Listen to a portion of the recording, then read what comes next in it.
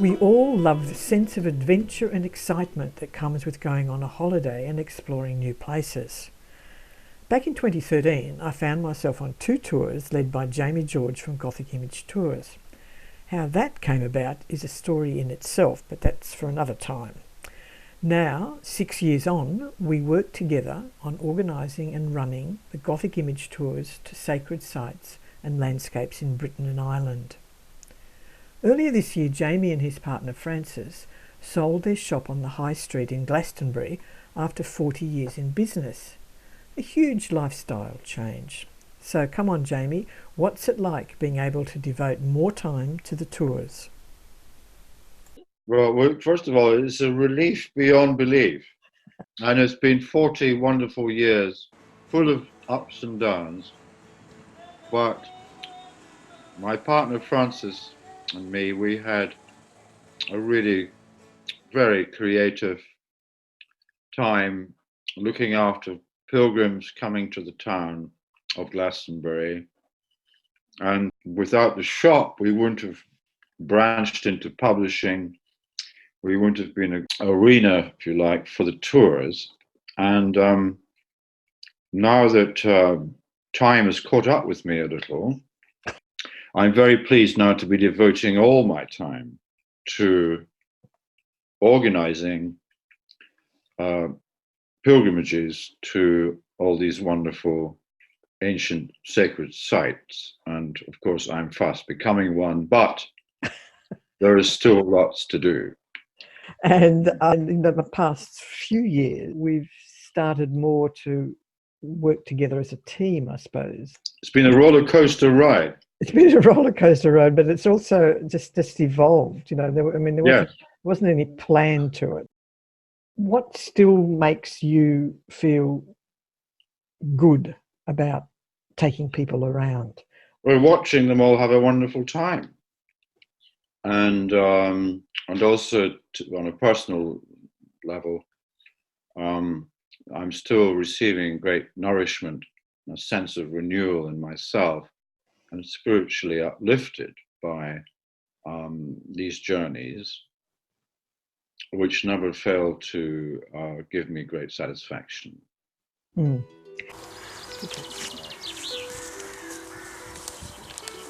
All right, just take a moment to pause. Take some deep breaths. My observation now that we're doing a few more things like Druid ceremonies and so on is that you have a special gift, almost, I think I would call it, for being able to hold space and help people tune into the energy of wherever we are. So yeah. How do you feel when you're doing that? Well, I've just finished a journey in southwest England with 20 people. We were based in Glastonbury, and from here we reached out to all the other amazing places like Stonehenge, where we had a ritual within the circle, and then to Avebury, West Kennet, Longbarrow, and Tintagel, Merlin's Cave, and St Nectan's Fairyland, for example. And I came back feeling just completely refreshed and very centered in myself. And in a way, I felt quite healed. And it was just a kind of feeling of having just completely given up myself to the vocation of holding the space, but also feeling really completely renewed and healthy on all levels, mind, body, and spirit. So that was all very wonderful.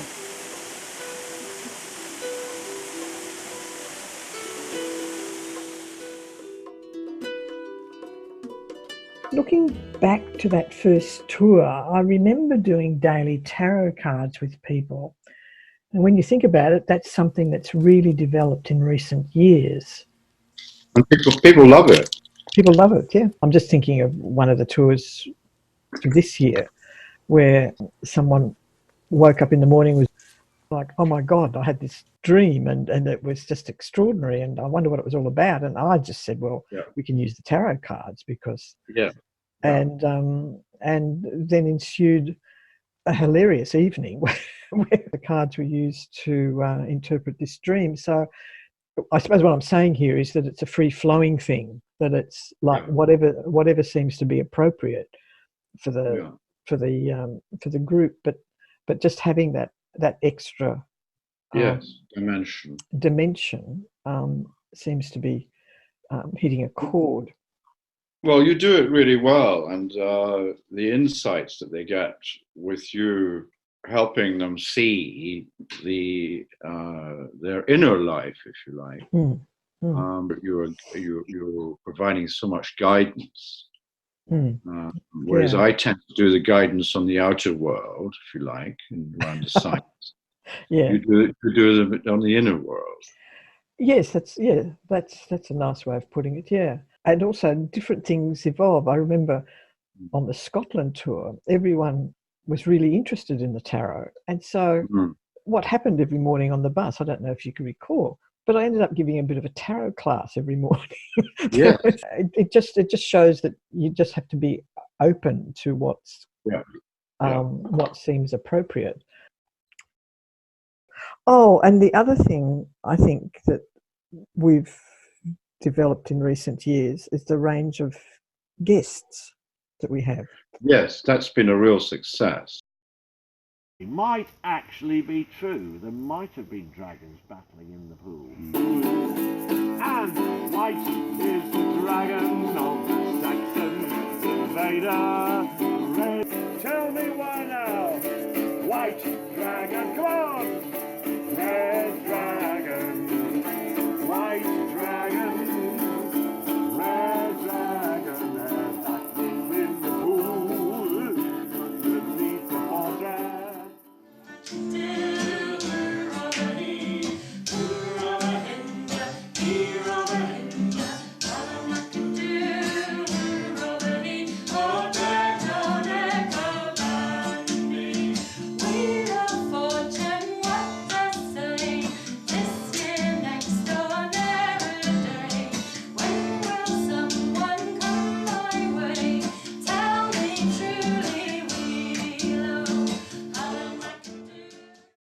Jack has made a fabulous contribution to our trips to Ireland. Jack Roberts, Mm, who is like us, a megalithomaniac, mm. and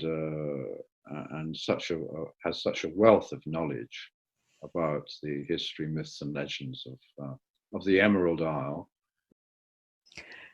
And talking of new guests in recent times, of course, this year we had, and next year we will also have, Emma Burke, who's taking over as the chosen chief of the Order of Bards, Ovates and Druids. And so, I mean, she brought a very special feeling to the tour with her harp playing and her Yeah. And her storytelling. stories, yes.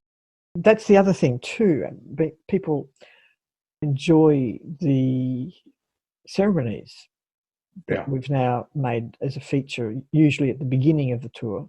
that's right. And also, a lot of people who are not accustomed to doing ceremonies have found themselves easing into it and finding it Mm, meaningfully deep mm, for them as they touch the land, mm, the earth spirit, and are nurtured by ceremony and ritual. mm, mm. People come on these tours. They come to see the places that we've got on Mm. the itinerary, but they're coming for more than that. They're coming for the camaraderie and the and travelling with people of like mind and spirit Yes, as well. yes, yes, yes. It's nice to be putting Wales on the Mm, agenda now, isn't it? On the menu, as it were. It's the land of Merlin. I mean, the landscape itself is very different mm, from Ireland, Scotland, and mm, England. It's mm, sparsely populated, mm, so we get a lot. We get have a goodly time at these places, mm, um, and there's just a whole different spirit. It's not easy to describe, but you feel it.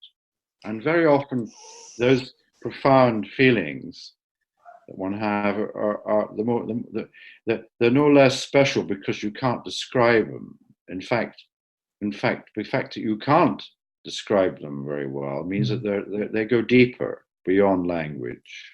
Yes, yes. So in Wales,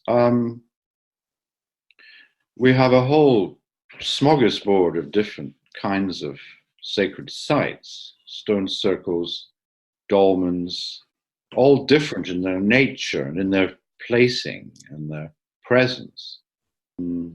I don't know. I just I'm so looking forward to this Welsh tour.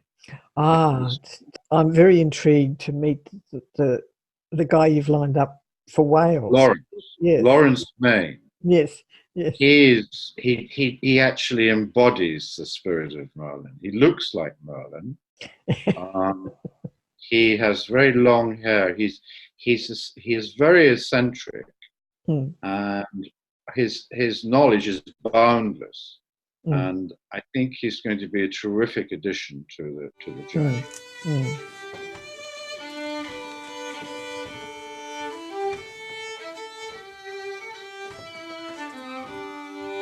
The jewel in the crown of the Scotland tour is Iona. I think everyone who's gone there with this has been rewarded with a very powerful feeling of the past because it's very unspoiled. Certainly, there's an early Christian, later Christian overlay, but it's the Isle of Dreams. It's the Isle of the Druids, and its beauty is unsurpassed, I think, in the whole of Britain.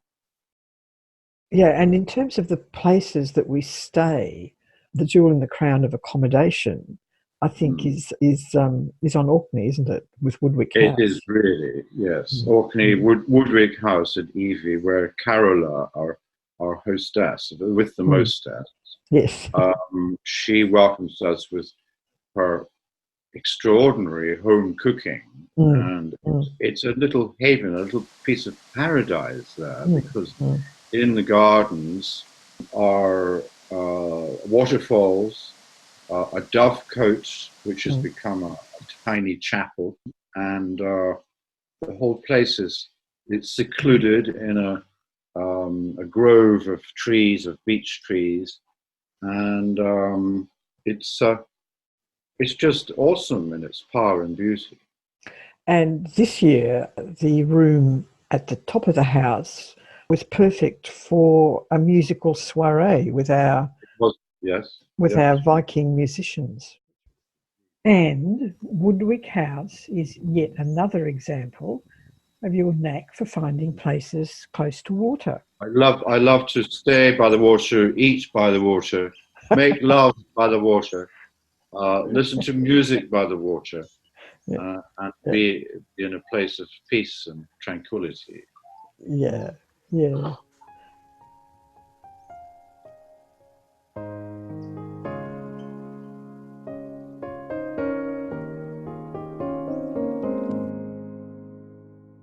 Stonehenge has to be one of the highlights of our England tour. Just gathering in a circle within a circle within a circle of huge megaliths, trilithons, is an overpowering experience. And to do the ritual within this is to echo what our ancestors were up to. Within the circle. Everyone who goes there and has time there to find that special spot that resonates are refreshed and renewed by the experience.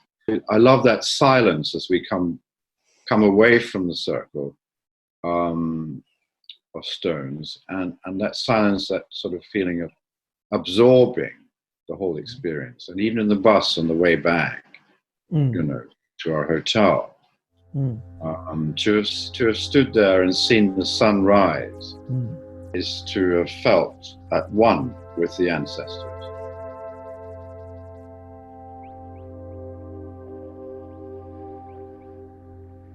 a sort of highlight guest for the Merlin's Britain tour, of course, is Steve Marshall, and his extraordinary knowledge of particularly Avebury and West Kent Longbarrow, and to have that added dimension of music with his with his Avebury soundscapes is amazing.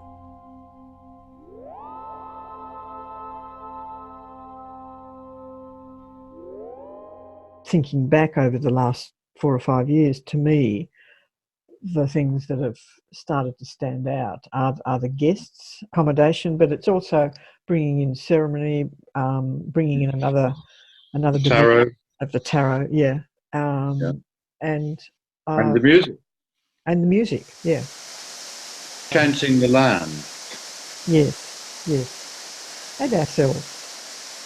Well, no, I was beginning to wonder if you were going to mention us.